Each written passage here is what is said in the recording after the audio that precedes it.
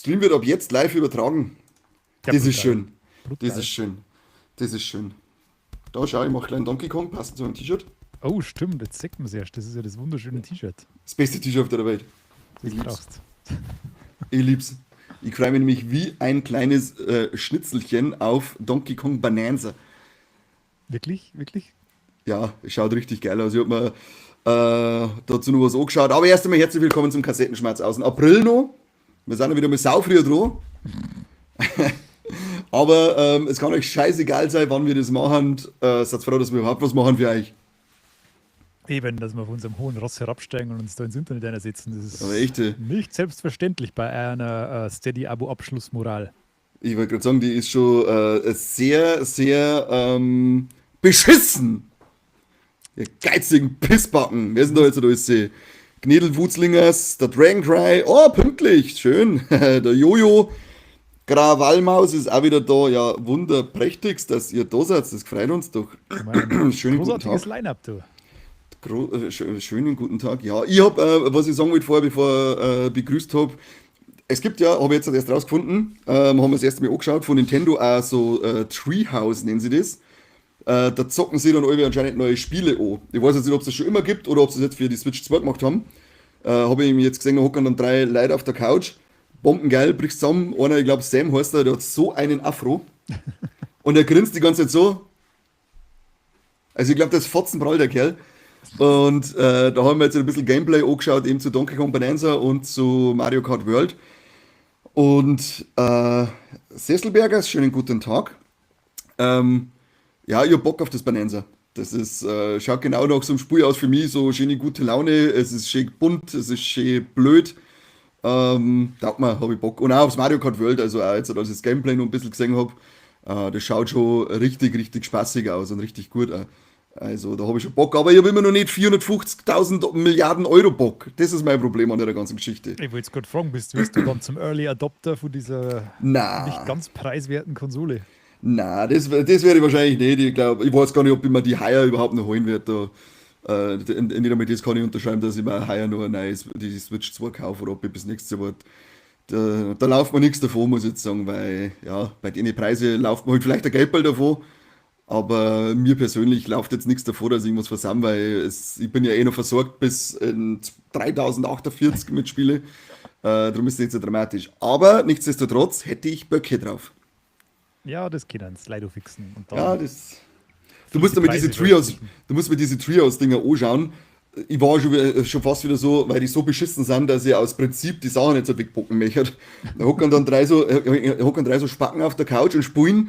Und dann ist jetzt so, dann siehst du so eine Zwischensequenz von bei Donkey Kong Bonanza, wo ihm dann ein Stor drauf fällt und dann steckt er bis zu die Füße in einem Stor drin. Dann hocken sie da und lachen voll, als war das der krasseste Witz, den man jemals gehört hat, weil der holt sogar ein Maul.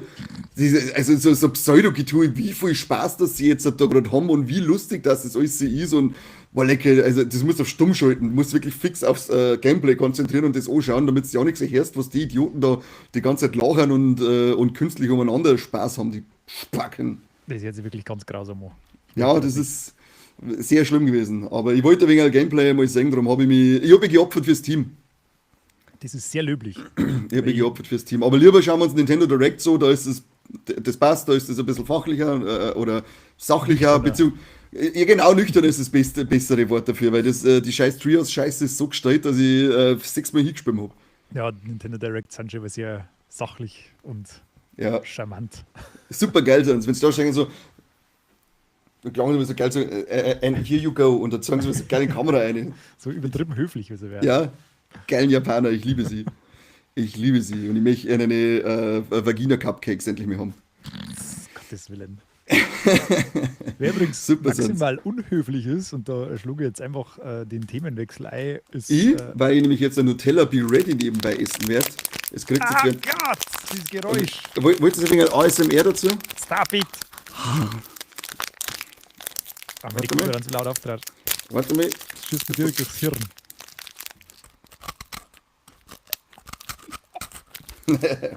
Okay, jetzt später. Oh, bitte. Wer ist wieder, wer ist wieder unhöflich? Ah, ja, du hast das vorweggenommen, du Trottel. Microsoft ist unhöflich. Microsoft ist extrem unhöflich und dumm. möchte ich sogar behaupten. Wobei, vielleicht Okay, Shots bin feiert. ist ein Plan. Was haben wir jetzt Man weiß es nicht, ja. die Xbox hat einen Preis für seine Konsolen aufgekauft. Die haben wahrscheinlich die Nintendo Direct gesehen und haben sie gedacht, aus die gehen wir schon lang und haben einfach überall mal einen 50er draufgehauen, so wie ich das da sehe. Bis zum 100, bis zum 100er. Oder bis zum 100er sogar. Ja, genau. Ich glaube, irgendwo die Preiserhöhungen sind zwischen 50 und 100 Euro je nach Konsole. Ich habe da das erste Mal gesehen, dass es anscheinend 48 verschiedene aktuelle Xbox-Konsolen gibt. Ja, das war mir auch nicht klar. Ich habe gemeint, es gibt so das Series X und das Series S, Punkt, aber nein, es sind Nein. 5 oder 6. Also, sie haben einmal das ABC durchgeseriest. Brutal. Ja, und jetzt sind sie halt alle Teidiger und jeder fragt sich, wie kann das eigentlich sein? Das Ding ist jetzt 2, 5 Jahre und es ist eh kein Verkaufsschlager und wieso jetzt Teidiger? Und dann kommt Microsoft und sagt, ja, aber willst Teidiger wird. Hilft nicht. Ja, Inflation haben sie einmal nicht. Ja, Die mega, Inflation ist immer das Geile, wenn dann sehen die Firmen wie dann Sony hat ist ja bei der PlayStation auch vor einigen Monaten, glaube ich, mit dem Preis ein bisschen aufgegangen und da ist ja auch die Inflation angeführt worden. So, ja toll, fix eine Inflation, was ist mit uns? Dieses kaufen sollen. ja, Sony hat ja auch schon 2 Preiserhöhungen gemacht, glaube ich, aber einmal dann nur die digitale ein bisschen angekommen. Aber im Schnitt ist jetzt die Xbox teurer um einen 50er oder sowas wie PlayStation. Und das leicht mir überhaupt nicht ein, was das so. Ja, angeben werden sie es offiziell mit den gesteigerten Entwicklungskosten Aha. und die aktuellen Marktbedingungen, also der übliche Blabla. Ich glaube eher, sie wollen keine mehr verkaufen. Das glaube ich wirklich. Es ist ja schon lange bekannt, dass die Konsolen immer mit Verlust verkaufen, weil sie möchten ja eher quasi günstige, oder wollten, muss man sagen, wollten immer eher günstige Hardware an die Leute bringen und dann dadurch gleich den Game Pass schubsen. Deswegen gibt es ja die Series S, die ja quasi mit 300 Euro ein ziemliches Schnäppchen war.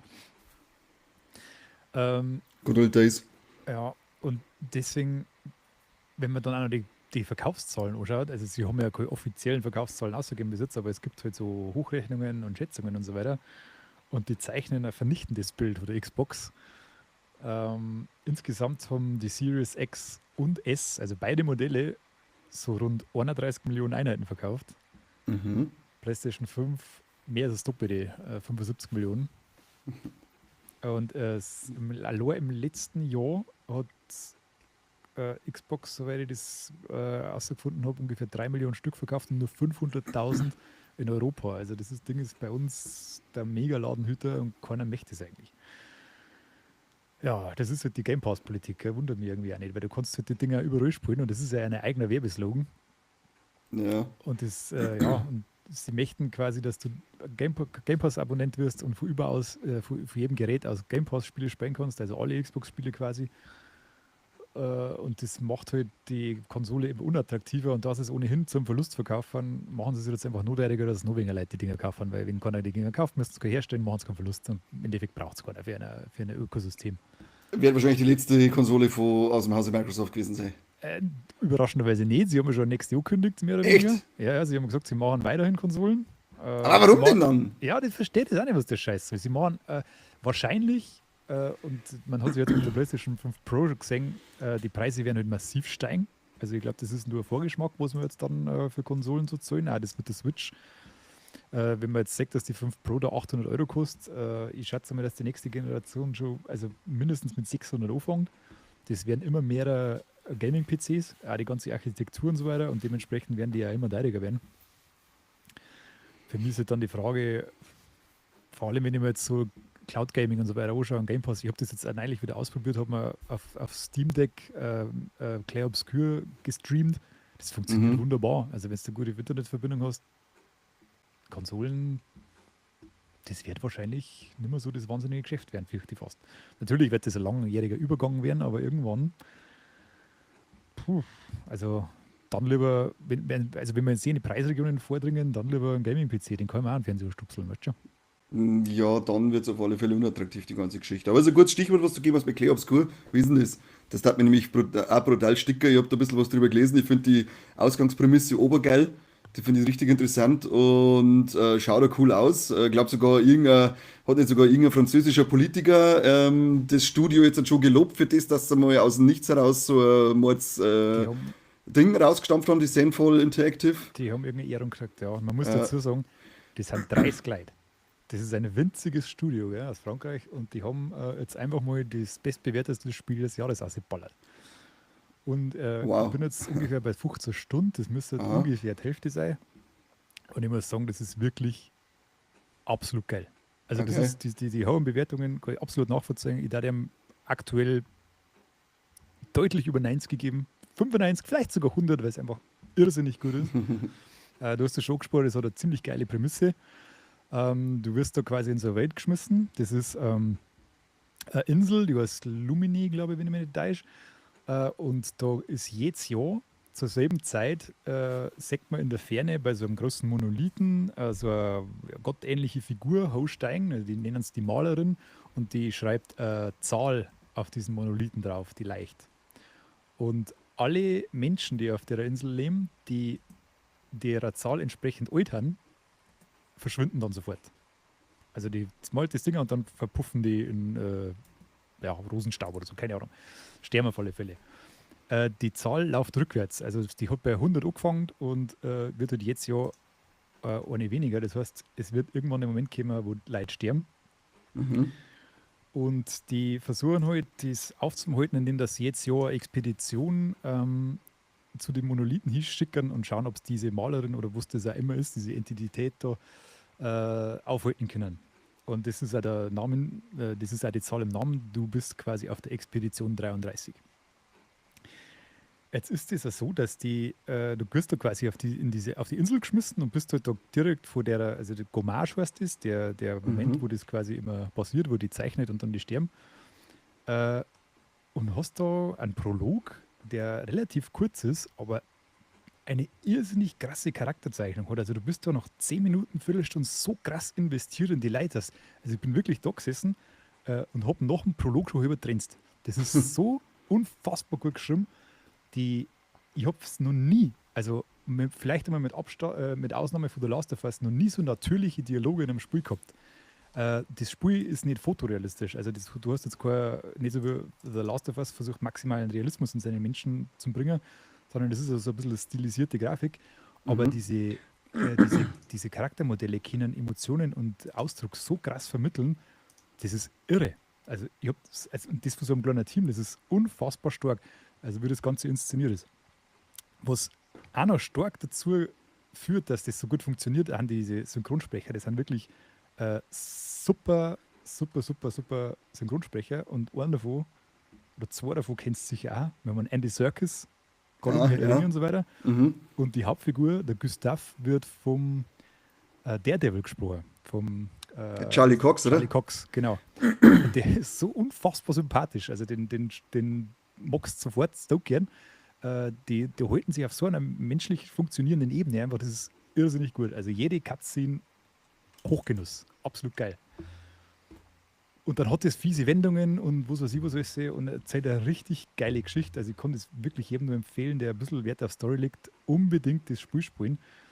Gameplay-technisch ist es vielleicht für dich interessant, es ist ein JRPG, also es ist wie Octopath Traveler oder sowas, nur halt in einer anderen Grafik. Das habe ich auch gelesen, dass sie ziemlich nah an einem JRPG drin sind. Ja, also es ist de facto eins. Du hast Rundenkämpfe, aber die haben alle mit einem bestimmten Kniff. Also das ist nicht so Standardware, sondern du hast insgesamt kannst bis zu 6 Charaktere spielen, wenn ich mich nicht täusche, und die haben alle so eine Besonderheit in einem Kampfstil. Also du hast quasi einerseits übernehmen so klassische Rollen, wie einer arbeitet ein bisschen zu, der andere teilt mehr Schaden aus, dann hast du ein bisschen Magie, Heiler und so weiter. Aber die haben eine hat zum Beispiel die kämpft mit Elementen, das ist so ein bisschen magisch angehaucht, und du kannst immer mit bestimmten Angriffen baust du quasi verschiedene Elementpunkte auf, und die wiederum unterstützen dann deine Angriffe auf eine bestimmte Art und Weise, und du musst aber so taktisch schauen, welche Elementpunkte schaffe ich mit welchem Angriff und wie kriege ich dann das Maximum, außer dass ich jetzt zum Beispiel 4 oder so von denen ich habe. Lauter so strategische Elemente haben da drin. Dazu kommen dann noch Echtzeitelemente wie Kontern und Ausweichen und so weiter, die du in die Kämpfe drin hast. Und deine Attacken kannst du immer noch verstärken mit einem zusätzlichen Quicktime-Event. Also das ist sau spannend, sau taktisch angehaucht. Du hast Bosskämpfe, die inszeniert dann wie in einem Souls-like. es ist am Anfang sau schwer. Es wird dann ein bisschen, wenn du in das Kampfsystem ein bisschen reinkommst, wird es ein bisschen leichter, aber es ist sehr fordernd. Sau abwechslungsreich. Das Kampfsystem baut immer weiter auf. Also das hört nicht irgendwie, du hast nicht nach 2 Stunden oder sowas kannst du alles, sondern das geht, wie ich jetzt schon gelesen habe, bis zum Schluss durch, dass du neue Elemente lernst. Also das hält dir die ganze Zeit bei der Stange und es ist wirklich irrsinnig gut. Also muss jeder spielen. Tut mir leid. Kauft er halt einen Game Pass und spielt auf dem Fernseher oder so. Oder auf dem Fire Stick, keine Ahnung. Ja, gibt das nicht nur auf PlayStation? Doch, das gibt es überall, aber es ist halt im Game Pass, was halt umsonst Also, drin quasi. ja, ich zahle ja gern. Die sind ja so arm. Das ist ja gar nicht so teuer. Ich glaube, das kostet 40 Euro oder so. Das ist kein Vollpreistitel, keine Mhm. AAA-Produktion. Das ist einfach nur, also mehr fürs Geld kriegst du nicht momentan. Geil. Ja, das, wie gesagt, ich habe da einen Test drüber gelesen und das hat mir sofort angesprochen. Da habe ich richtig Bock drauf, dass ich mir das noch hole. Unbedingt macht es. Wenn ich jetzt dann. Ist auch nicht Was, so ja? krass episch, sondern hast du dann was für 30 bis 50 Stunden oder so, je nachdem, was du jetzt spielst. Du kannst dann auch von Nebenaufgaben machen, musst du aber natürlich nicht. Die Erkundung ist sehr, sehr angenehm. Du laufst nicht irgendwelche Fragezeichen neu. Du hast auch keine Open World in dem Sinn, sondern quasi eine halboffene Oberflächenkarte, auf der du rumlaufen kannst. Mhm. Und dann gehst du immer in so Dungeons oder Levelgebiete ein, die sind sehr linear, aber du hast ein bisschen so rundum, kannst du ein bisschen Sachen suchen und so. Aber es ist alles im Kern sehr linear, deswegen ist es auch nicht so krass ausufernd. Es gibt Nebenaufgaben, aber die musst du und dann haben die auch Mhm. nicht schlecht, aber die werden da halt nicht so ins Gesicht patscht. Also du kannst dich ja rein auf die Story fokussieren und dann nach der Haupthandlung auch nochmal ganz viele verschiedene Nebensachen machen. Also es ist durchaus ratsam, das zuerst durchzuspielen, weil du kannst im Nachhinein alles noch machen. Von dem Ah, her ist das schönes Endgame jetzt, noch. ja genau. Also klare Empfehlung, 10 von 10, bestes Spiel. Ja, das ist gut, weil ich hab mir jetzt mich schon gesprochen, weil ich spiele ja jetzt gerade Dragon Quest wie heißt, 3 HD 2D Remake. Und ich mag ja diese rundenbasierten Kämpfe, aber was mich da jetzt angesprochen hat bei dem Clair Obscur, dass diese Mischung aus rundenbasiert und Echtzeitstrategie oder Echtzeit ist, Mhm. dass ich nicht nur da sitze und warte, bis jeder seine Aktion ausgeführt hat. Genau, das ist Es doch ist zwar komplett ganz anders. cool, bei Dragon Quest, ich kann zumindest auf Ultra schnell einstellen, dann läuft das relativ schnell runter. Aber trotzdem hast du jetzt so, okay, gebe ich schnell, kann ich kurz den Controller weglegen, kann schnell irgendwas anderes machen, bis die ganzen Animationen vorbei sind. Ja. Das finde ich da eigentlich, das hat mich da schon viel mehr ansprechen. Und du hast nicht was bei den Aidern oder bei den anderen Taktikrollenspielen meistens ist, diese blöden Zufallsbegegnungen, dass du einfach nimmer Mhm. rauskommst aus den 1000 Kämpfe, wo du 1000-mal das Gleiche machst, sondern du siehst, wo die Gegner laufen und wenn du die in die Nähe von denen gibst, dann werden sie auf die aufmerksam und laufen auf die zu, dann kannst du es entweder selber angreifen, hast du einen kleinen Vorteil dann für den Rundkampf gibt, oder du Mhm. haust es ab, aber musst du dann richtig selber davor laufen und nicht auf den Knopf drücken. Also du kannst das immer steuern, wie du und wann du kämpfst. Und du möchtest auch öfter Kämpfer, weil du hast da wirklich was davon. Manche Okay. Charaktere lernen auch durch das mehrere Fähigkeiten. Du hast so verschiedene passive Optionen, dass du deinen Kampfstil noch ein bisschen optimierst. Die nennen sie Pictos. Die wirken sich ein bisschen auf deine Attribute auf, haben dann noch irgendwie so passive Vorteile, dass du vielleicht mehr Schaden wirkst oder gegen irgendwas resistent bist und so eine Sachen. Mit denen kannst du auch noch ganz viel zusammenbasteln. Also also das Kampfsystem ist wirklich super spannend. Also ich bin die ganze Zeit da gesessen. Normalerweise ist es immer so, wenn es eine gute Handlung hat, das Spiel, dann möchte ich in die nächste Handlungsszene, dann möchte ich wissen, wie die Geschichte weitergeht. Wenn es ein gutes Gameplay hat, dann möchte ich am liebsten die scheiß Handlung wegklicken. Und da ist es wirklich so, äh, ich freue mich auf jede Handlung und ich freue mich auf jede Sekunde Kampf. Das ist einfach wirklich ein rundum tolles Erlebnis. Habe ich selten gehabt, sowas. Verdammt. Verdammt, schon wieder Little, das auf die Listen kommt. Little sage ich, Spui. Little sage ich nur, weil der Gnädelwussel da gerade geschrieben hat, du sollst den Soundtrack nicht Ja, vergessen, der soll nämlich auch überragend gut sein. stimmt, muss man auch nochmal ganz groß hervorloben. Das ist unfassbar stimmig alles. Also jede Szene wird perfekt untermalt mit Klänge. Auch die ganze Spielwelt, also das Thema mit der Malerin und so weiter, das wirkt sich ja auf das ganze Artdesign aus. Also du hast so das Gefühl, du spielst, lebst oder wandelst in einem Gemälde. Herrgott, nochmal. Moment. Ja, so ist es, wenn man das Gefühl gerade da haben hat. Also auf 180. Das Härchen den ganzen Tag nur zockt und sich nicht um seine Tiere kümmert. Brutal. Das habe ich jetzt davor. Recht hat er, der Simsman. So, wobei Gemälde, genau. Also Genau. alles massiv gut. Also Klang, Bildgewalt, alles sehr stimmig, alles sehr geil. Kann eigentlich überhaupt nichts Schlechtes über das Spiel sagen. Das ist wirklich krass. Das ist doch Hamischi. Ja, so selten. Das ist echt selten. Das ist echt selten. Ja, wie gesagt, die spiele ich jetzt gerade Dragon Quest 3 HD 2D Remake. Mhm. Äh, Ich spiele es ja schon allein, weil mir die Grafik so gefällt. Diese Ja. 2,5D-Grafik finde ich immer überragend. Ist ja da wieder sehr schön. Und weil mich Dragon Quest schon immer interessiert hat. Und da ist es natürlich hervorragend, wenn sie Remake für die ersten 3 Teile bringen. Und das auch noch in erzählerisch richtiger Reihenfolge, dass man da einsteigen kann. Kann aber für mich bei weitem nicht an die Qualität von Octopath Traveler ohne Schmecker. Mhm. Man merkt im Spiel doch auch immer wieder sein Alter, find ich ein wenig an. Also du hast ja deine Hauptfigur und du kannst ja dann 3 Begleiter aussuchen. Die kannst du selber aussuchen mit verschiedenen Attributen. Entweder hast du was weiß ich, so einen Monsterzähmer oder einen Magier oder einen Händler oder so. Das kannst du vorher alles sehr einstellen. Ist eine Frau, ist eine Mo, wie schaut's aus und so weiter. Die ganzen Attribute kannst du selber machen. Dadurch geht aber für mich halt eine komplette Bindung zu meinen anderen Figuren verloren. Okay. Es ist schon bei der Hauptfigur schwer bisher, dass ich da eine gewisse Bindung aufbaue. Das habe ich bei Octopath Traveler gar nicht gehabt. Also da hab ich mit allen Figuren immer mitgefühlt, obwohl es auch nur kleine Pixelmanschgal waren in dem Fall. Ja, die waren ja Und richtig gut geschrieben, gell? Also die Geschichte voll, war ja. super. Und das hast du da, finde ich jetzt gar nicht. Das ist so, es ist wirklich, man merkt halt einfach, es ist ein altes Abenteuer-JRPG. Und für das ist okay so, das macht Spaß, mir macht Spaß zum Spielen. Es hat eine coole, was ich geil finde, sind die Namen von den Gegnern. Ich hab's mit japanischem Ton und englischen Texten eingestellt. Und da haben die halt einfach geile Namen. Das gibt so kleine Vampir-Fledermäuse, die halt auch immer stärkere Versionen von sich kriegen. Und die heißen dann vom Fladdy über einen Drag the Flat, über einen Mad Flat, über einen Fladiator. Sehen die Namen dann irgendwelche Krabben, die heißen dann Crabber Dabber Doo. Dann gibt es irgend so einen Hund, der so verfault und dem Augen schon aushängt. Das ist dann der Rottenweiler. Geil. Also, die finde ich ziemlich witzig. Es hat einen angenehmen Humor.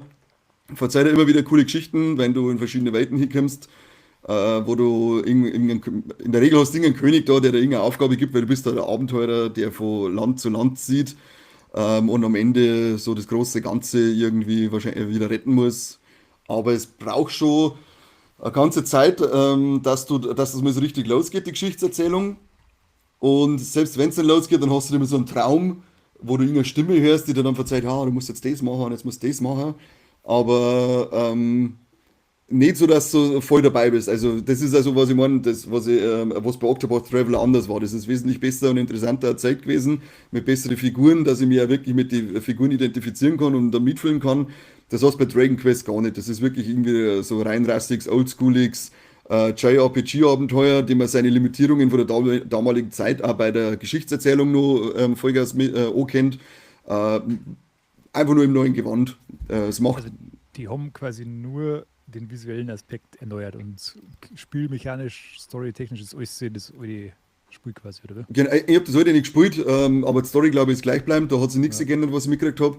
Wahrscheinlich hast du ein paar so, wie heißt denn da, diese Nice-to-Have-Sachen, die du bei der Steuerung oder beim Kampfsystem einbaust, wie zum Beispiel, ich weiß nicht, ob man früher schon Geschwindigkeit einstellen kann, die kann jetzt in 3 Stufen einstellen, wie schnell dass die Kampfanimationen sind. Es ist nicht leicht, das finde ich eigentlich ziemlich cool. Also du musst wirklich oft taktisch vorgehen, also nicht gerade so, okay, ich power jetzt meine ganze Magie und meinen Angriff auf, dann fetzt eh alles weg, sondern du musst da wirklich also es gibt einige Gegner, wo du ein paar Runden erst einmal kämpfen musst und auch sterben musst, damit du rausfindest, gegen was ist er überhaupt anfällig. Das lernst du erst mit der Zeit, dass du das an die Farben sägst, welche Anfälligkeiten das die haben und mit welchen Magien schütze ich mich und welche Attribute haue ich auf und welche oben. Also das finde ich ziemlich gut, dass das Kampfsystem ziemlich ausgefeilt ist und dass es nicht zu leicht macht, dass es nicht zu leicht gemacht wird.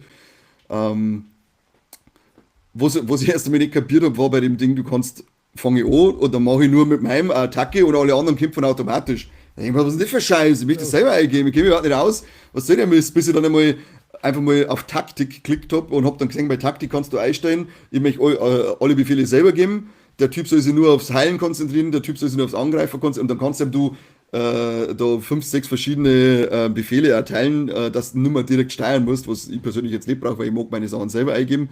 Und jeder Gegner und vor allem wenn es größte Gegner wären, die brauchen eigene Taktiken, da kannst du nicht mit dem automatisierten Scheiß daherkommen. Aber da habe ich auch wieder draus gelernt, schau her, Es gab früher Spiele, in denen du einfach dem ausgeliefert warst, was die jetzt halt machen und ich bin lang nicht dahinter gestiegen und war bei durchtrat. Aber ich bin jetzt bei knappe 30 Stunden und ich glaube, dass es wahrscheinlich so zwischen 40 und 50 Stunden Zeit fressen wird, wenn man nicht alles Massig ist, gell? Das ist, für das, was das Spiel eigentlich auf dem Buckel hat, an Alter ist es eh schon riesig gewesen. Die Welt ist auch ziemlich groß, aber trotzdem irgendwie schnell zum Ablaufen. Es gibt ein sehr dankbares Schnellreisesystem, da bin ich auch ganz froh, dass du die immer jederzeit von überall aus in irgendwelche Städte hinbeamen kannst. Da bin ich sehr, sehr dankbar um so etwas. Und irgendwas wollte ich jetzt noch sagen. Ja, genau, wenn du möchtest, dann kannst du da ein bisschen was sammeln. Es gibt so Mini-Medaillen. Da kriegst du dann alle so und so viel Stück irgendeine Belohnung und dann gibt es so freundliche Monster. Also für jeden Monster gibt es eine freundliche Version, die kannst du finden. Die kannst du dann in irgendeine Arena schicken, da kann man dann auch noch nebenbei was machen. Also man kann wahrscheinlich, was weiß ich, 70 Stunden, 75 Stunden einballern, wenn man möchte und alles noch dazu sammeln möchte. Aber das brauchst für mich jetzt in dem Fall nicht, vor allem weil diese Mini-Medaillen manchmal so Dinge sind, du gehst irgendwo, druckst zufällig auf A und dann hast du auf einmal so, oh, ich schaue gerade auf den Boden oben und finde da etwas. Ja, so jetzt bei jedem scheiß Schritt auf A-Drucker oder wie, was ist mit euch? Da bin ich eigentlich relativ schnell raus. Das Einzige ist nur mit den die Monsterfanger, das ist nicht einfach nur Higi, sondern bei den einen musst du was für deinen Geruch vielleicht dabei haben, bei den anderen solltest du einen Monsterzähmer im Team haben, die anderen dürfen die nicht sehen, dafür, da gibt es auch verschiedene Herangehensweisen, wie du das machst, wenn du das zwar dann alle mal rausgefunden hast, das ist wieder einfach, aber da haben sie zumindest auch noch mal ein bisschen Abwechslung mit eingebaut. Also im Großen und Ganzen finde ich es ziemlich cool. Aber man darf sich davon kein Octopath Traveler, das ist für mich so die höchste Messlatte, die es in dem Bereich aktuell gibt, erwarten, sondern es ist eher was Geschmeidiges, Gemütliches für nebenbei. wie schaut es mit Bosskämpfen so aus? Ja, die sind schon immer knackig. Also Bosskämpfe, da brauchst du oft einmal auch schon ein paar Versuche, dass du wirklich erst einmal rausfindest, wo ist der Schwachpunkt von dem. Dann rufen sie oft einmal noch eben auch Gehilfen dazu. Dann haben es manche haben mit einer so Attacken, wo sie auf einen Schlag totschlagen. Da sind schon ein paar Sachen dabei, dass du nicht her wirst, dass du dann oft einmal ein paar Runden nur mit Heilen und Wiederbeleben beschäftigt bist und einfach nur hoffst, bitte triff mich jetzt einmal nicht. Wenn du mich jetzt noch einmal nicht treffen darfst, dann war ich wieder in der Spur. Nein, natürlich trifft er mich. Weil ich da schon geflucht habe bei dem Scheißtrick. Ja, das ist was Ärgerliches. Das ist bei Schön im, mir obskur auch so gegangen mit dem Ausweichen. Also wenn es dann bei so einem Viech bist, das die einfach, da wo du einfach eigentlich noch nicht sein sollst. Und dann kannst du eigentlich nur immer überleben, indem du das ausweichst. ja, Und dann in dem Moment, das klappt dann 20 Mal und dann in dem Moment verkacke ich es halt wieder und kann wieder von vorne fangen. ja, was ich da schon geschimpft habe mit dem Scheißtrick. Oh Gott, oh Gott, oh Gott, oh Gott. Und auch oder wenn es dann mal irgendwo durchgemacht, weil in Dragon Quest ist es nach wie vor so, dass du die Gegner und so weiter nicht sechst, sondern das sind immer so Zufallsbegegnungen. Und wenn du dann sagst, ja, jetzt habe ich keinen Bock nicht, ich möchte jetzt einfach flüchten. Na nix. Dann hast du so, oh, Gegner versperrt den Weg und dann kriegst du erstmal von die ganzen Gegner eine aufs Maul. Weil er sagt, ja, dann fick dich doch, dann bringst du mich einfach um, dann ist schneller vorbei die ganze Kacke. Wenn ich flüchten möchte, dann lass mich einfach flüchten. Was bringt denn die Scheiße? Das ist wirklich das Einzige, was ich an den rundenbasierten JRPGs immer so hasst, diese ewige Zufallsbegegnerei. Ja, die ist Das oft ist so aber echt lästig anstrengend. oft. Weil Und es dann einfach hast so du, viel haben. Das ja, geht die ganze Zeit dahin. dann gibt es zumindest oft einmal so Items oder Flüche. Ich musste übrigens gerade nebenbei meine Katze streicheln, falls Denkst du du schon? denkst, was ist das jetzt? Zaubersprüche und Items, mit denen man dann Monster abwehren kann. Dann steht aber extra dabei, hält schwächere Monster fern. Ja, fick die schwächere Monster. Bin aber in einem Dungeon, wo die vier stark sind. Bringt's mir wieder nichts, die Arschgeigen. Oh Gott. Dann hast du wieder Belebungszauber, der mir auch richtig ankommt, weil der funktioniert nicht immer. Das heißt, du hast dann so Runden, dann möchtest du wiederbeleben und dann setzt du den Zauber ein und so, oh, er bleibt aber tot. Ja, wieder Runden verschissen, kostet mir trotzdem aber die magischen Punkte. Deswegen sage ich, das ist schon oft einmal ziemlich knackig, diese Bosskämpfe. Aber zumindest von die Speicherpunkte her sehr fair, weil du kannst entweder dann, wenn du stirbst beim Bosskampf, direkt auf Rematch drücken, dann geht der Kampf einfach vorne los, oder du kannst dich zu dem letzten Autospeicherpunkt setzen und der ist meistens, war das ein Kampf vorher oder selbst. Also Okay. das ist zum Glück sehr dankbar alles gesetzt. Ja, wenigstens das. Ja. Aber so im Großen und Ganzen kann ich es empfehlen.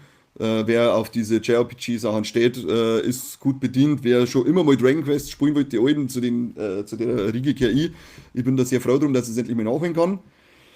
Und freue mich schon auf weitere Umsetzungen, denn gerüchteweise soll ein Remake zu Chrono Trigger in der Mache sein.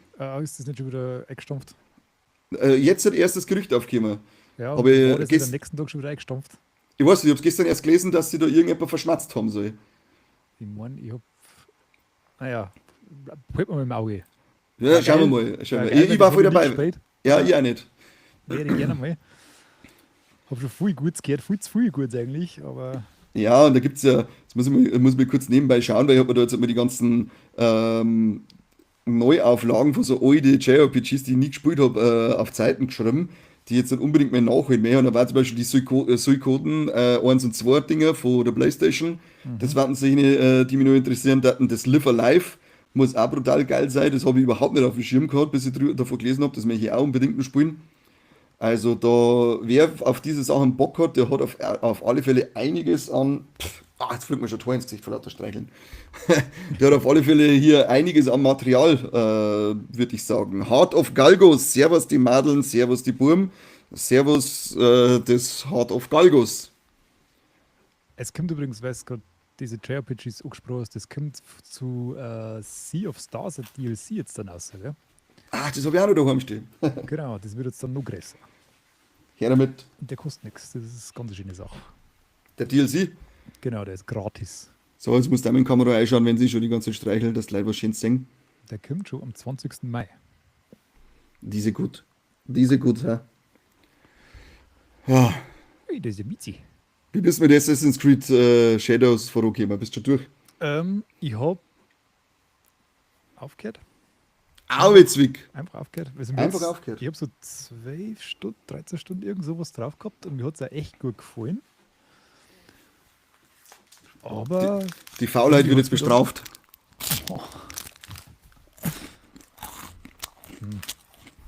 angenehm. Nein, es hat mir dann echt irgendwann verloren. Aber ich kann nicht so richtig erklären, warum. Also mir hat es bis dahin eigentlich gut gefallen. Also ich habe es schon mal angeteasert, die Open World ist fantastisch. Also die lebt, die ist genial gemacht, die schaut wunderschön aus. Ich spiele so am PC, das ist wirklich Augenweide und es ist sowas noch nie gesehen. Auch wie dicht, dass das alles bewurzelt ist und wie das alles auf die reagiert. Wenn du schwimmst, dann wird das Wasser richtig verdrimmen, wenn du deine Schwimmbewegungen machst. Du kannst jetzt Holz Das hat zusammenhauen. Star Fox Adventures auf dem Gamecube schon gemacht. Viel schöner natürlich, ja. Ja, 100-mal schöner. Und es ist wirklich ein wunderschönes Spiel. Also eins, da wo man einfach gerne durchreitet und einfach vielleicht einmal einfach nichts macht und sich einfach treiben lässt. Und die Inszenierung von der Geschichte fand ich auch gut. Also du hast teilweise so schon ein bisschen Kill Bill-Vibes mit so einem klassisch japanischen, mit modern angehauchten Soundtrack. Du musst quasi 6 oder 7 so komische Gangster da nacheinander oder in willkürlicher Reihenfolge eliminieren. Das ist eine kleine Gemeinsamkeit zum Spiel, zu dem wir vielleicht auch noch kommen. Ist alles nicht schlecht, aber irgendwie ist dann, wenn ich mir dann so ein Spiel wie Clair Obscur anschaue, doch wieder einfach egal. Es ist traurig, aber kein Mensch braucht diese riesengroßen Spiele mehr. Ich weiß auch nicht. Wenn sie eine kleine oder vermeintlich kleine Studios sie eine Perlen rausbringen können, dann scheiße wirklich auf jetzt Assassin's Creed und können die alle pleite gehen von mir aus. Also, nein, aber doch. Es sind schon ein Haufen Leute an Ubisoft interessiert, dass du es gelesen hast. Ja, Microsoft, glaube ich, jetzt pass auf, wer war das? Also Microsoft, EA, war doch nicht der Moment. Tencent-Deal ist doch schon durch, oder? Ich weiß gar nicht. Ich meine schon. Ich glaube, die haben sich schon unter den Nagel gerissen. Die Kinomänner sind das, oder? Tencent. See. Diese riesen Kinomänner, die kein Mensch nicht kennt, aber die ungefähr 48.000 Firmen im Spiele-Business haben, oder? Ja, die haben in jedem zweiten Studio haben die einen Griff in den. Ja. Ich habe nur gelesen, dass die anderen direkt kaufen wollten oder so. Naja, das kann schon sein. Keine Ahnung. Also, kann schon sein, dass ich da nochmal reinspiele. Also, wenn jetzt mal eine Zeit lang wieder tote Hose ist, dann werde ich da bestimmt nochmal durchrumpeln. Aber jetzt für den Moment hat es mich komplett verloren. Aber das geht halt für alle Spiele, weil ich jetzt einfach bei Clair Obscur so drin bin, dass ich gar nichts anderes mehr sehen mag. Ja, das ist ja, glaube ich, auch wieder die große Schwäche am Ende dann von dem Assassin's Creed Shadow, dass die Geschichte oder das Abarbeiten von die Gegner im Prinzip das gleiche ist wie bei alle vorher.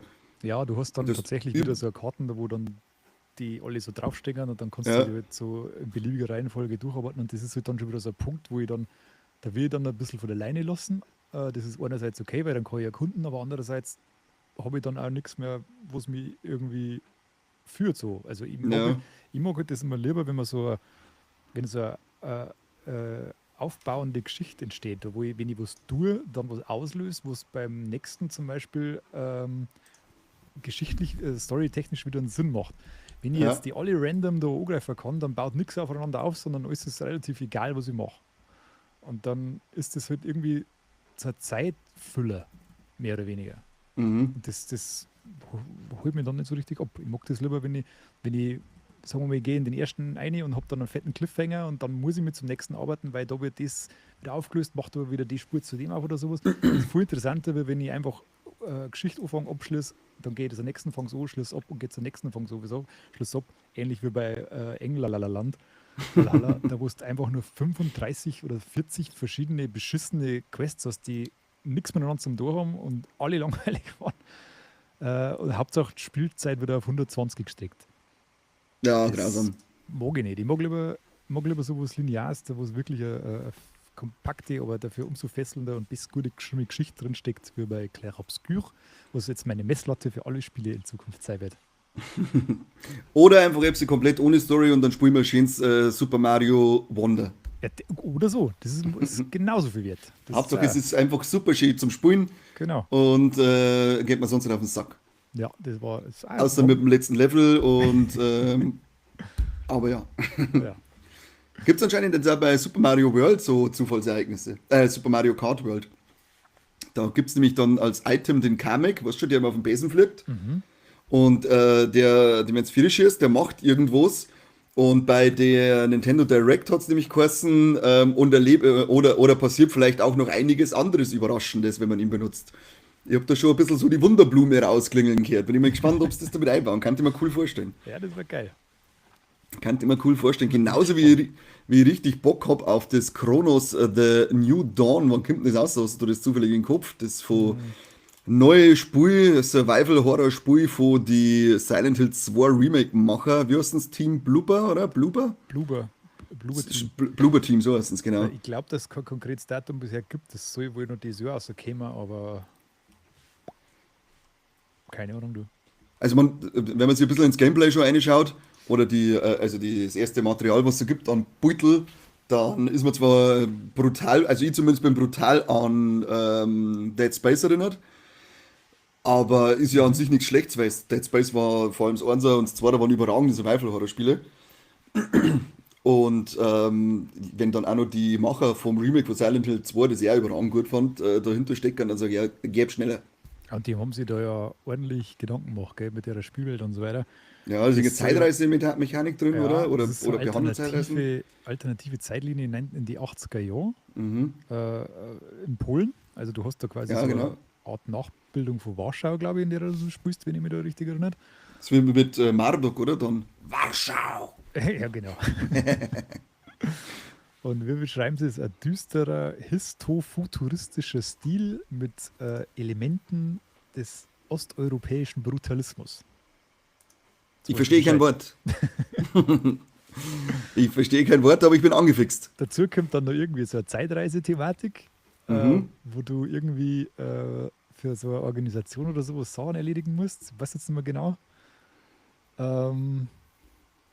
Ja, es ist ein bisschen komplex, das Ganze, aber es schaut, du hast es schon gesprochen, es schaut massiv nach Dead Space aus. Nur halt in einem offenen Szenario. Also du bist halt nicht in dem klaustrophobischen Raumschiff gefangen, sondern stapfst da durch Dante Ishimura. durch eine halb zerstörte offene Welt und hast da, sie haben auch den Kernpunkt des Kampfsystems ein bisschen übernommen, aber durch einen ganz interessanten Aspekt erweitert, indem du quasi, du musst, wie bei Dead Space, kannst du die quasi auseinanderballern, Mhm. aber die morphen dann mit anderen Gegnern zusammen. Das Geil. heißt quasi, wenn du nicht Obacht gibst und lässt irgendwie nur ein paar Links so im Hintergrund gestern weiter, kann es irgendwann sein, dass so ein riesengroßer Monster-Transformer zusammengewachst und die dann einfach niedermacht. Also da Hört sich musst gut du an. immer ziemlich aufpassen. Ja, was ist das, also das Spiel, ich habe das gesehen, einen kurzen Teaser dazu gesehen und das ist eines von den Spielen, das ich ganz selten habe, das ohne, dass ich irgendwie was davon gewusst habe, mich sofort angefixt hat. Da habe ich mir gedacht, da möchte ich am Laufenden bleiben, weil das, wenn kommt, am Laufenden bleiben, damit ich weiß, ob es da wirklich Qualität hat, weil das schaut auf Anhieb so geil aus, dass ich richtig Bock drauf habe. Ja. Ohne dass man den Namen und einmal wieder ein neuer Titel, eine neue IP, muss ich sagen. Ja, Das ist einmal wieder sehr cool. selten, ja. Da dann sie sich ja überwiegend recht schwer, was ich in letzter Zeit gelesen habe.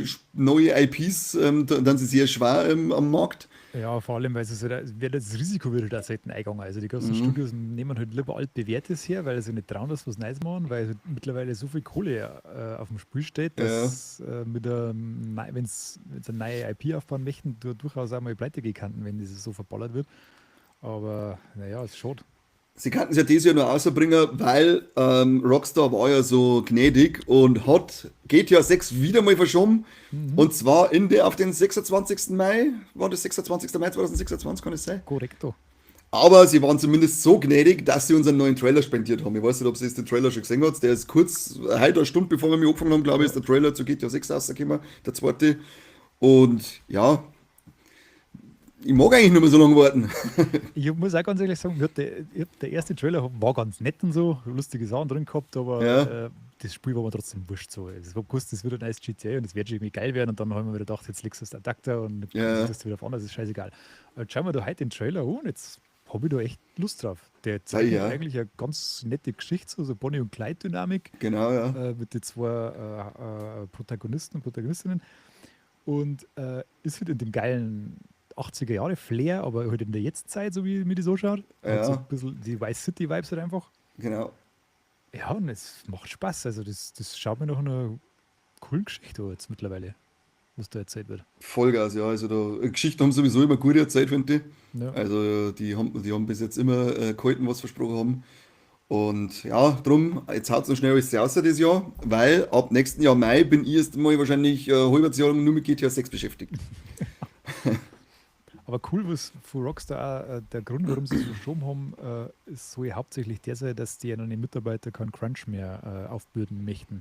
Weil bei den vergangenen GTAs war es immer so, dass die quasi am Samfleisch dahergerochen haben und eigentlich nur noch gearbeitet haben. Das sind so eine Zeit lang in gar keinem guten Licht gestanden, die Rockstar, gell? Da hat es ein paar Problemchen gegeben und deswegen haben sie jetzt das Ding packt und einfach mal, weiß nicht genau wie lange, aber es ist auf alle Fälle ungefähr ein Jahr nach hinten verschoben, dass das alles human fertiggestellt werden kann, ohne dass Leute ein Sozialleben ruinieren müssen. Ich möchte nicht glauben, man kann irgendeinen Titel, einen Termin für irgendetwas verschieben, ohne dass die Welt untergeht. Naja, das ist fantastisch. Wie das einfach mal geht. Schule. Das war vielleicht auch nicht so schlecht. Nicht nur immer die erhöhten Preise von Nintendo. Diese Dreckschweine sollen aufhören, dass wir so über den Tisch ziehen mit dem Geld. Aber ich möchte es haben. Ja. Ich möchte Donkey Kong Bonanza haben und ich möchte Mario Kart World spielen und ich möchte Metroid Prime 4 spielen. Ja, sie haben die mächtigen Und ich möchte Legend of Zelda, Breath of the Wild und Tears of the Kingdom spielen, damit die coole App, die es dann dazu gibt, am Handy mitlaufen lassen kann. Das ist nämlich super, dafür zahle ich gern 30 Euro mehr nochmal für das Spiel. Mindestens. Aber ich möchte auf alle Fälle auch die Zusatzinhalte von Kirby, Vergessene Land spielen. Was ist da Und los? Was gibt's da? ja, die haben sogar auch mit angekündigt, wieder einer von den Titeln, die das Jahr kommen, Kirby und das Vergessene Land. Und das ist ja, die Switch 2 Version ist aber halt mit einem zusätzlichen Inhalt. Das war aber kein. Doch, das war ein Launch-Titel, oder? Ja, kann ich da gar nicht mehr sagen, ob es ein Launch-Titel war. Ich weiß es gar nicht mehr. Egal. Aber ich will das alles haben. Ja, ist eh klar. Ich will das alles haben. Ghost of Tsushima habe ich fertig. Ich glaube, wir haben das letzte Mal kurz angesprochen, als wir unsere große Switch 2 Special Talkthrough-Sendung gemacht haben. Reveal Party.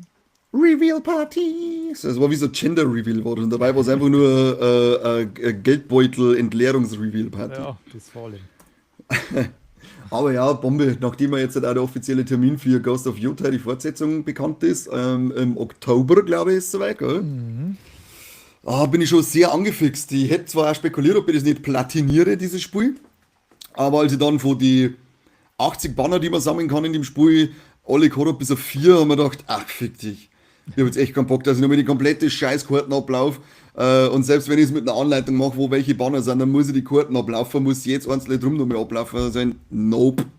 Alle Geschichten gemacht, so alle Nebengeschichten, also das ist ja das Wichtigste in dem, aber die Sammlerei, die habe ich mir dann doch geschenkt, auch wenn ich es wirklich mit schweren Herzens gemacht habe, weil ich nur gern viel mehr Zeit damit verbracht habe, weil es ein unglaublich gutes Spiel war. Ja. Das stimmt, das ist wirklich eines von den besten Open-World-Spiele, die es bis dato gibt, sage ich mal. Vollgas, ja, das ist Oder, vor allem, es ist sehr emotional, es ist die ganzen, was ich so geil fand, die ganzen also es ist es ist so knüppelhart auch teilweise, weil es fallen halt die Mongolen da ein und bringen halt einfach alles um, was ihnen irgendwie passiert und jede zweite Nebenmission geht einfach nicht gut aus. Auch wenn du es geschafft hast, sie geht einfach nicht gut aus für die Leute. Entweder bringen sie einer selber um, oder du kommst spät zurück und sie sind schon alle umgebracht worden, oder einer bringt seine Familie um, damit das beschützt vor den Mongolen und was. Also ständig so, jetzt hört's mir auf! Für was mache ich denn das? Ich mag euch doch helfen. Oder sterbt die ganze Zeit umeinander in sonst Wurschten. ja, du bist da in einem Land, das von Kriegstreibern überfallen wird und Mhm. dementsprechend traurig ist das Ganze halt auch, gell? Also das ist, Vollgas irre. Also da gibt es wirklich, keine dummen Furzwitze oder sowas wie bei Valhalla. Das ist einfach, der erzählt hier ist, einfach die Geschichte, die halt passiert, wenn sowas passiert. sehe ich. Die ist nicht immer fröhlich. Ja, und wieder Dragon Craig oder schreibt, Kampfsystem ist mega. Also es ist wirklich, geht so schön vor der Hand. Und du merkst ja gleich, weil zuerst haben wir gedacht, ich spiele nur Story und hab's eben auf den Story-Modus gemacht. Da war es aber dann so einfach und ich habe irgendwie gemeint, dass diese Duelle, dass die nicht gerade mit einem auf Knopfdruck funktionieren, sondern dass man da auch irgendwie mit dem Joystick irgendwie in die Richtung Druck hätte müssen. Darum habe ich so ein bisschen habe ich dann auf schwerer gestellt. Ich glaube dann ja auf mittleren Modus. Aber da merkst du dann schon, oder wenn du nicht wenn du das nicht verinnerlichst, das Kampfsystem, dann hast du selbst im mittleren Modus kriegst du schon deine Probleme. Also Ja. das finde ich auch schön, wenn er so ein Spiel im mittleren Modus auch schon mal fordernd ist und nicht du durchlaufst, als war das schon der Story-Modus. Den habe ich noch gespielt, ein DLC habe ich mir dann noch geholt, der ist auch sehr gelungen gewesen. Diese extra, ich glaube, Ito hat die kleine Insel noch geheißen, auf der man dann nochmal spielt. Der war auch sehr gelungen mit diesen komischen, mit diesen Krähenwichser, die da dann daherkommen. Und die ja, diese Wachen, die haben ja von Haus aus schon immer um Hilfe gerufen, wenn sie die erwischen. Und da haben die ja irgend so komische Tröte, die sie so gruselig anhört, weil ich sage, wenn ich da in dem Gebiet war und ich her und mit dieser Tröte und dann sehe ich von der Weide noch so einen Samurai mit Herndl und was weiß ich, ja, passt in die Hosen geschissen und abgehauen, ich bin raus hier. Kannst du mir am Arsch lecken. Ja, ich freue mich auf Ghost of Yotai, also ich bin richtig, richtig angefitzt und das wird so, ich darf sogar gern vorbestellen. Ich glaube, dass Ghost of Tsushima war ja nicht sonderlich verpackt, glaube ich, oder? Nein, ich habe das vor Release sogar schon gespielt gehabt damals und das war tipptopp. Kann mir ja schon vertrauen praktisch, dass wir es Ja, vorbestellen. Die typische Special Edition Story. für 250 Euro. Ja, das ist wieder das andere. Wer 250 Euro übrig hat, kann sich da eine geile Special Edition kaufen. Ich finde das 250 Euro Preismackerl ein bisschen hoch. Aber naja, Ein Haufen haptisches Zeug dabei, gell? das stimmt. Eine Schärpe, ein Zuba, eine Geistmaske, ein Papierkunst-Ginkgo-Baum Mhm. und eine Zeni Haiki Münzenspiel und Tasche. Und Kunstkarten. Also es ist schon ein ziemlich pralles Paket, aber Ich aber ich hätte jetzt eher gesagt, ich würde es jetzt eher so in die 180 bis 200 Euro maximal einordnen. ja, und das ist schon, da ist schon nur Gewinn gemacht, würde ich sagen. Ja, das muss reichen. Hast du mitgekriegt von dem Star Wars Zero Company Spiel? Ja, aber es ist Star Wars, also hat es mich nicht interessiert. Aber was das genau, weil für ein Spiel ist, hast du jetzt auch nicht mitgekriegt, was für Spielart oder so. Da habe ich nämlich irgendwie, habe ich das noch nicht so ganz durchschaut und habe auch vergessen, dass ich noch mal reinschaue. Na, Okay, ganz schön dumm von dir. Ganz schön dumm von dir. Dafür kriegst Star Wars Outlaws einen weiteren DLC. echt? Ich meine, Ja? das hätten schon ad acta gelegt. Na, das ist anscheinend gut genug laufen, dass man das weiter füttert. Freue mich drauf, weil dann kann ich es nicht mehr auspacken, weil ich war ein großer Fan davon. Ja, cool. Ich war ja ein großer Fan davon. Was ist da drin? Was steckt da drin? Habe ich jetzt weiter angeschaut, da möchte ich mich überraschen lassen, wenn es dann rauskommt. Weil Okay. ich habe ja den ersten DLC habe ich mir nicht geholt, weil da war mir der Umfang zu gering. Und jetzt bin ich mal am spekulieren. Jetzt warte ich mal, bis der zweite draußen ist, dann werde ich mal wissen, dann google ich erst mal, welchen Umfang haben wir da und dann schauen wir mal, ob es sich rentiert, dass man sie beide rausholt. Aber ich finde es gut, dass es weiterhin bespielt wird und dass es nicht ad acta gelegt worden ist, wie du gesagt hast. Ja, auf alle Fälle. Penner. Erfolg war es ja leider keiner. Nichts sehr, ne? Aber Also, Space Marine war Erfolg, weil Teil 3 angekündigt worden ist, gell? ja, cool. Das ist, macht da wirklich Spaß. Ich habe das eine Zeit lang gespielt gehabt. Das ist halt einfach straightforward Shooter ohne Bolzen. Gnade. Also da kracht und schäbert's und du bist eigentlich nur am Ballern. Aber hat eine geile Spielmechanik und ja, du hast dann noch 10, 12 Stunden bist du durchmarschiert. Aber gern mehr Reicht. davon. Ich wollte gerade sagen, reicht doch, auch, oder? Naja, das Ähnlich wie macht, bei damals Gears of War, hast du die gespielt? Nein, weil das waren ja damals Ja. Xbox-Spiele und ich habe einfach keine Xbox haben wollen.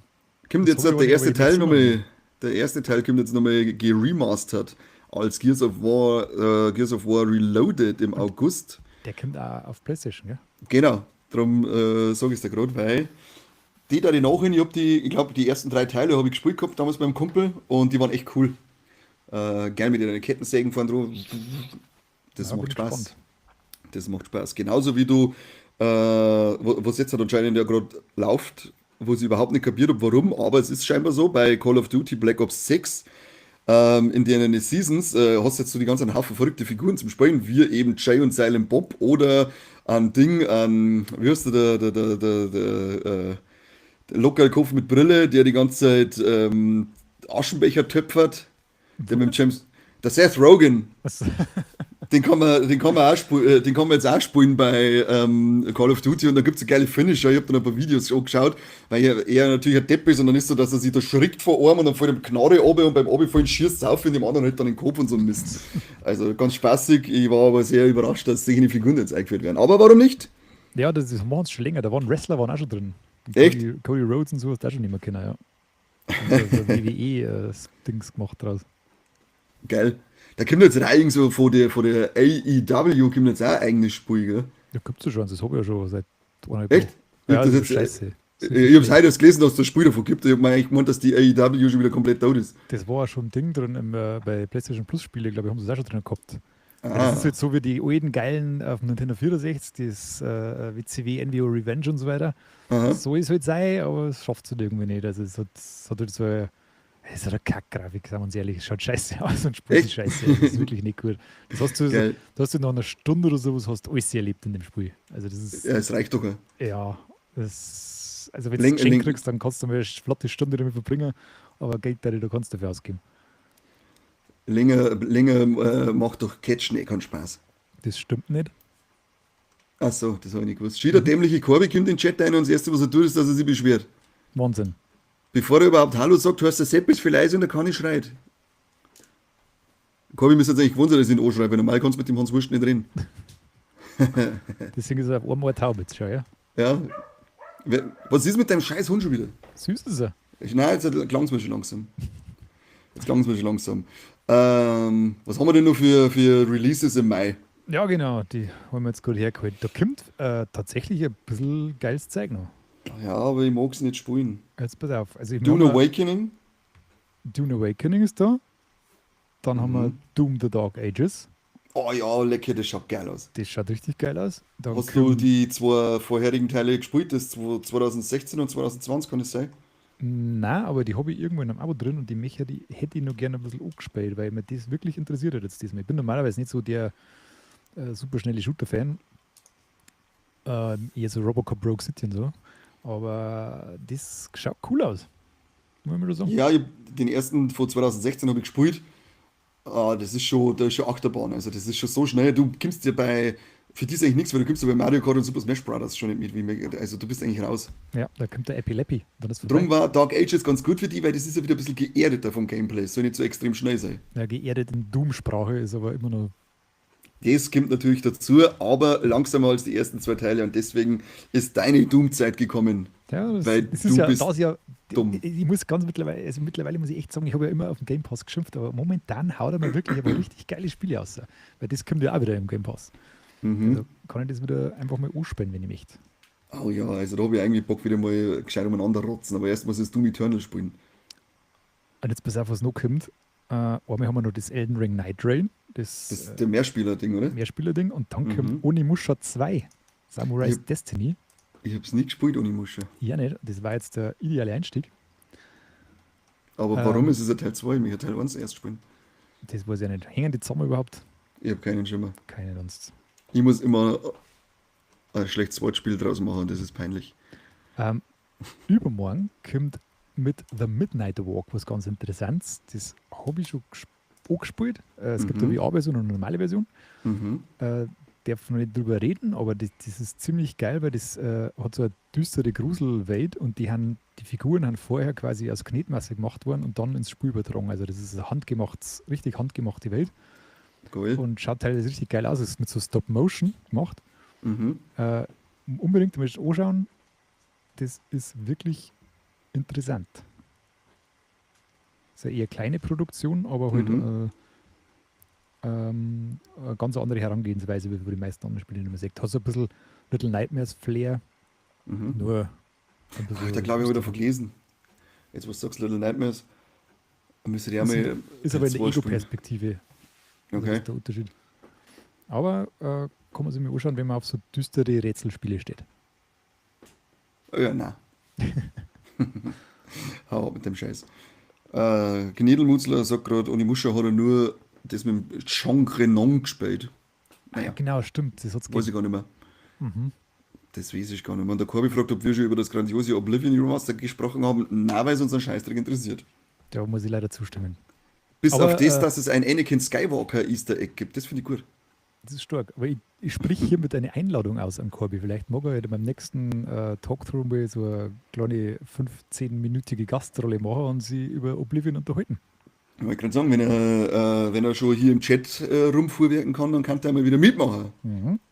Sonst gibt es Sackschellen. Wir sehen wir eher am Samstag und dann gibt es mal eine to the balls. Genau. das Also ist korrekt. nicht so, sondern so. Wir verstehen uns, oder? Logisch. Wir verstehen uns. Hast du noch was Schönes, was dir zur Cryo geht? Oder verabschieden wir uns schon langsam an diese